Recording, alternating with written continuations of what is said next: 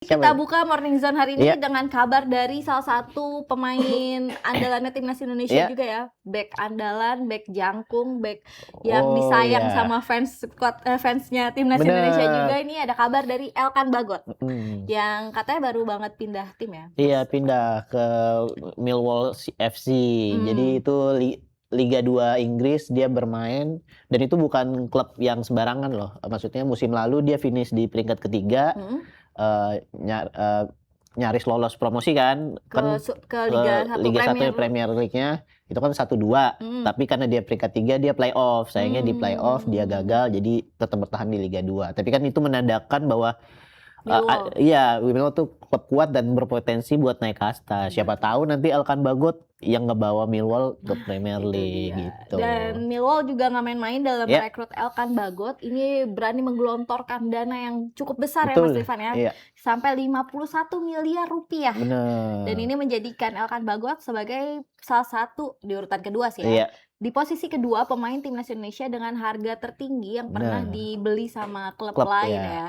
Di urutan pertamanya ada siapa yang ada Jay Ize waktu dibeli Sassuolo dari Venezia. Nah itu dia. Jadi 166,5 miliar saat itu ya. Iya benar. Jay Ize, dan kemungkinan kalau ada klub yang kepengen lagi dapetin jasa Jay Ize, harganya naik lagi ya. Iya, isunya kan juga klub-klub besar Italia seperti Inter Milan pernah disukan mengincar Jay Ize, Juventus juga pernah. Jadi ya potensi Jay Ize pindah tim tuh besar juga nih. Apalagi karena performanya oke banget ya. Apalagi duet mautnya sama Tarik Moharovnik. Kemarin kan bagus banget sih Sassuolo, dia aja temannya udah ditarik nih. Nah ini siapa tahu musim ini ntar atau musim depan bisa jadi Jay pindah ke yang klub yang lebih besar lagi. Ditarik ya? Iya, ditarik sama klub Inggris. Tarik pindah kemana berarti, Ivan? Kalau saya klub Inggris dia. Masih ini ya, masih di Eropa ya. Masih di Eropa tetap. Betul. Nah ini menarik menantikan kiprahnya Elkan Bagot juga di musim depan. Yang penting sih sebenarnya bukan klub hebat mana yang bisa beli Elkan Bagot, tapi klub mana yang bisa memberikan jam main banyak kepada Elkan Bagot. Karena sejauh ini back nyaris 2 meter ini.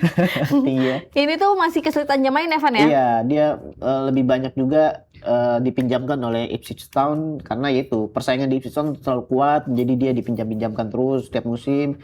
Tapi beberapa tahun lalu kan dia cedera ya, jadi yang menghambat perkembangannya. Tapi saat ini dia sudah kembali lagi, udah dipanggil timnas lagi juga kan. Jadi ya potensinya lebih baik lagi, makanya dibeli sama Millwall. Berani dia ngelontorin dana besar. Nah ini menarik menantikannya ya. Dan selain soal Elkan Bagot, ini juga ada kabar dari pemain timnas Indonesia lainnya. Ini ada Bang Ole Romeni yang juga berpindah tim ya di jelang musim baru 2026-2027 ini. Ya benar Kak. Fortuna Sittard. Jadi rekan setimnya Justin Hapner. Nah katanya Fortuna Sittard kan ngerekrut oleh secara pinjaman ya. Satu tahun. Satu musim atau 1 tahun dengan opsi ada pembelian di akhir musim ya. Katanya gajinya juga gede banget. Iya, isu-isunya 13 miliar per musim ya. Wah. Tapi itu emang karena status Ole Romeni sudah bukan pemain Belanda kan. Jadi di Eredivisie itu ada peraturan kalau pemain non Uni Eropa itu gajinya minimalnya segini gitu. Nah itu mungkin minimum banget tuh gajinya Oleh dikasih segitu. Makanya sempet kan ada perdebatan soal paspor gate kemarin. Yang karena ini ya pemain-pemain timnas Indonesia yang salah satunya Justin Hapner. Karena gajinya kecil tapi kan statusnya non Uni Eropa. Jadi ya harus kalau secara peraturan harusnya Justin Hapner juga gajinya lebih tinggi lagi harusnya ya. Tapi kenyataannya sejauh ini gaji Hapner tuh mungkin 22 juta per musim. Itu waktu di Wolverhampton ya. Mungkin ya naik sedikit, mungkin ya itu sekisaran 50-an juta per musim di Fortuna Sittard, tapi kan tetap berarti semusimnya 51 juta euro ya? Iya, 51 juta euro per musim. 50 juta rupiah per pekan. Jadi kalau per musimnya ya 1 miliar mungkin ya, kisaran segitu.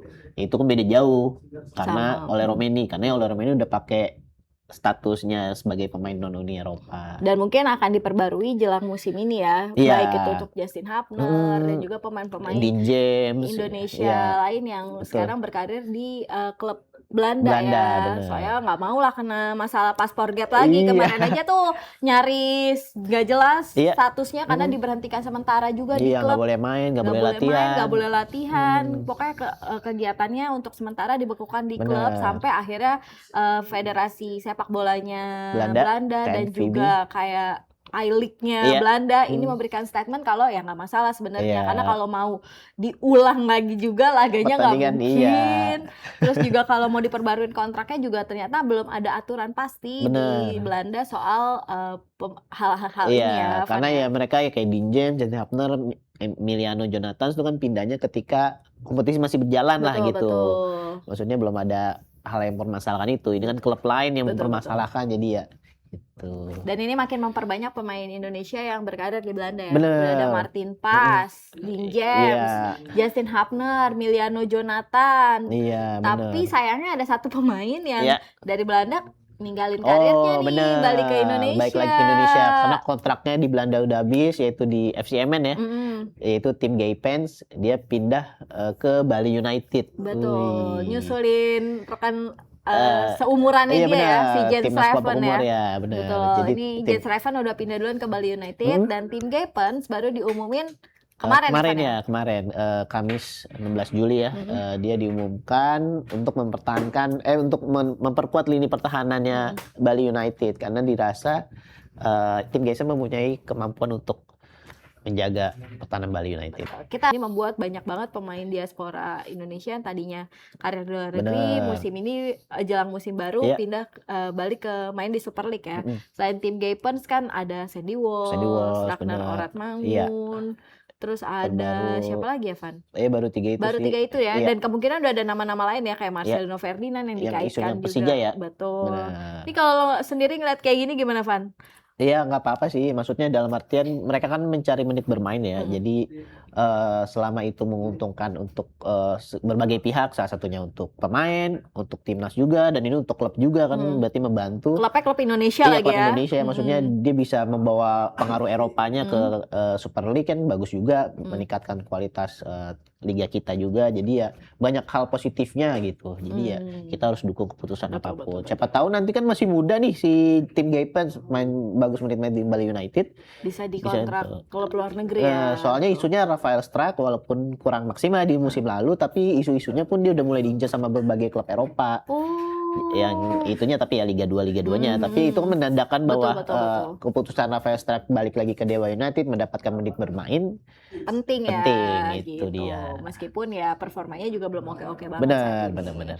Nah ini ngomongin soal pemain naturalisasi, pemain timnas Indonesia, ini juga katanya timnas Indonesia kedatangan pemain amunisi baru ya Van ya. Setelah resmi dia naturalisasi, ini ada Luke Vickery yang kemarin sebenarnya mukanya udah udah malang melintang terus di laga-laga timnas Indonesia barengan Michel Baker. Pokoknya selebrasi ada, latihan ada.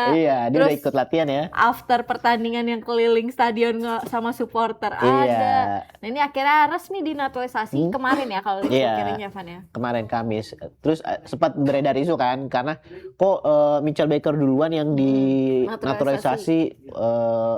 Luke Vickery kan nggak barengan gitu ya, nggak jadi apa gimana ya, tapi kan emang beda aja.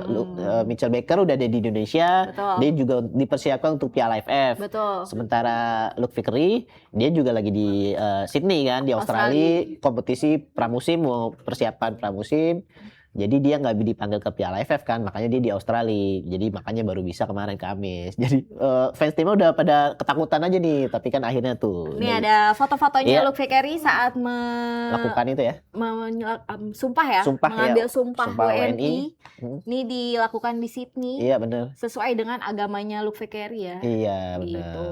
Ini sumpah. Ya akhirnya dia jadi salah satu skuad tambahan, pemain tambahan yang menarik untuk timnas Indonesia karena dia bermain sebagai di posisi striker ya, penyerang, dan kita tahu kan lini serang kita masih kurang, beberapa kali dapat sorotan karena kesulitan untuk cetak gol, dan diharapkan dengan kehadiran Luke Vickery bisa jadi tambahan yang baik, solusi untuk minimnya gol-gol apalagi di Di Liga Australia di MacArthur FC dia juga sering mencetak gol, mendapatkan banyak menit bermain, kan menandakan dia pemain yang penting. Betul. Jadi kita emang nggak sembarangan nih John Tottenham buat merekrut pemain ya. Dan dia juga diketahui punya darah Indonesia dari neneknya yang berasal dari Medan ya. Iya.